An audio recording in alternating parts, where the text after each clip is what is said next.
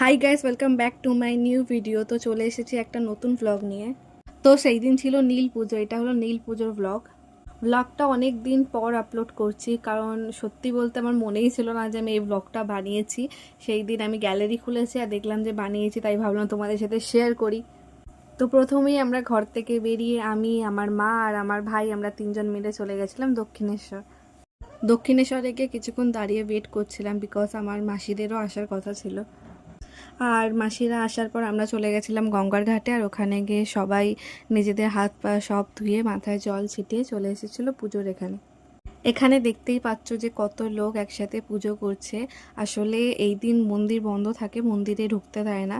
আর এখানেই গাছের আশেপাশে সবাই মোমবাতি জ্বালায়, পুজো করে, এই গাছটাকেই এখানে সবাই পুজো করে। ওখানে আমার মা আর মাসি দুজনে পুজো করে নিচ্ছে। আর নীল পুজো তো বাচ্চাদের জন্য করে, আশা করি তোমরা সবাই জানো। এই যে আমাদের জন্য মোমবাতি জ্বালানো হচ্ছে, বলে চার যটা বাচ্চা সে তটা মোমবাতি জ্বালায়।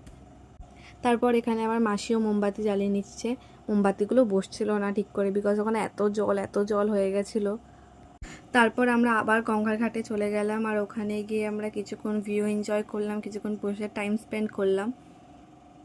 তারপর আমরা ওখান থেকে বেরিয়ে পড়লাম বাড়ি আসার জন্য। আর তোমাদের যদি আমার ব্লগটা ভালো লাগে তাহলে লাইক, কমেন্ট, সাবস্ক্রাইব করে দিও, আর কমেন্টে আমাকে প্লিজ জানিও কেমন লাগলো তোমার।